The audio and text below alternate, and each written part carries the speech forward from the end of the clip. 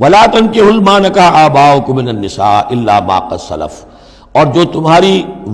جو تمہارے آباؤ نے، تمہارے باپوں نے جن سے نکاح کیا ہو ان سے تم نکاح مت کرو۔ جو میں نے کہا تھا نا کہ جو سوتیلی مائیں ہوتی تھیں ان کو وہ اپنے نکاح کر کے گھر میں ڈال لیا یا بغیر نکاح کے ڈال لیا۔ یہ نکاح وہاں بھی اس معاشرے میں بھی اس کو کہتے تھے نکاح مقت، بہت ہی برا نکاح ہے۔ فطرت انسانی تو اباح کرتی ہے لیکن رواج ان کا تھا۔ یہاں قرآن مجید نے آ کر اس کا جو ہے سختی کے ساتھ سد باب کیا،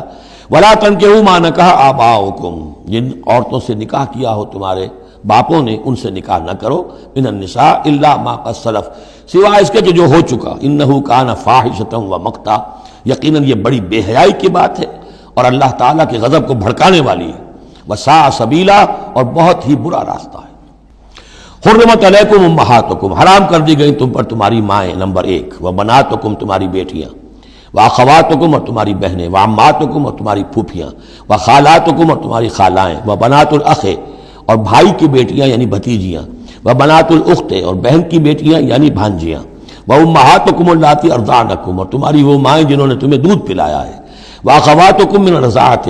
اور تمہاری دودھ پلانے والیوں کی بیٹیاں کہ جو تمہارے اب بہن بن گئی ہیں رضاعی، وامہات نسائکم، اور تمہاری بیویوں کی مائیں یعنی ساس جن کو ہم کہتے ہیں خوش دامن، وربائکم اللاتی فی حجورکم، اور اگر وہ کہ جو ربیبہ ہوں جو تمہارے ہاں پلی بڑھی ہوں، من نسائکم اللاتی دخلتم بہن، ربیبہ یا ربیب اس کو کہتے ہیں کہ ایک عورت کے پہلے کوئی اولاد تھی،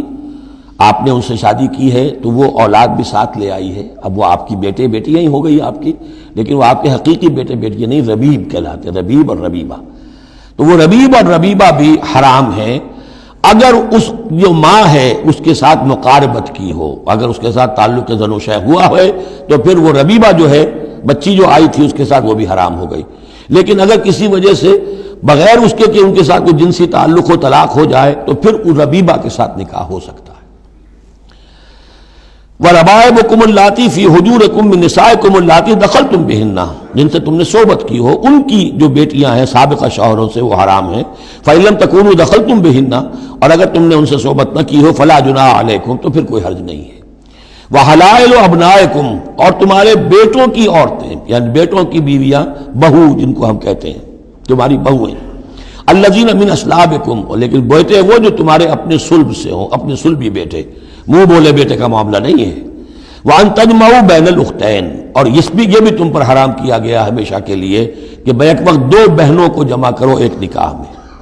إِلَّا مَا قَدْ سَلَفَ، سوائے اس کے کہ جو ہو چکا، إِنَّ اللَّهَ كَانَ غَفُورًا رَحِيمًا، یقیناً اللہ غفور الرحیم، جو ہو گیا پہلے کا، اس کو تو گڑے مردے اکھاڑے نہیں جا سکتے، لیکن آئندہ کے لیے یہ محرمات ابدیہ ہیں۔ اس میں حضور نے اضافہ کیا ہے کہ دو بہنوں کو بھی ایک وقت نکاح میں نہیں رکھ سکتے، اسی طرح خالہ بھانجی کو بھی نکاح میں نہیں رکھ سکتے، اور پھپھی بھتیجی کو بھی نکاح میں نہیں رکھ سکتے۔ یہ محرمات ابدیہ ہیں کہ جن کے ساتھ کسی حال میں کسی وقت شادی نہیں ہو سکتی۔ اب ہے وہ محرمات جو عارضی ہیں، والمحصنات من النساء، وہ عورتیں جو کسی اور کے نکاح میں ہیں،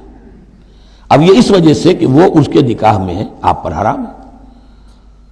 ہاں اگر وہ طلاق دے دے پھر آپ شادی کر سکیں گے اس سے، لیکن یہ کہ اس کے اوپر جو حرمت ہے اس کی،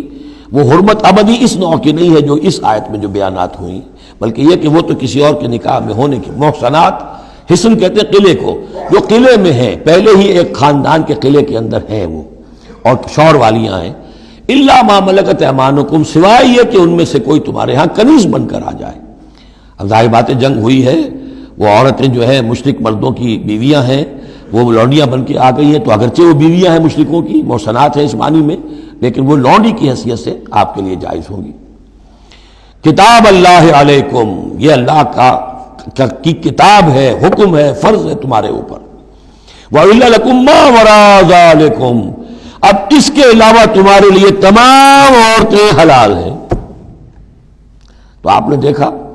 کہ کتنی تھوڑی سی تعداد میں عورتیں ہوئیں کہ جن سے نکاح حرام ہوا، باقی کثیر تعداد۔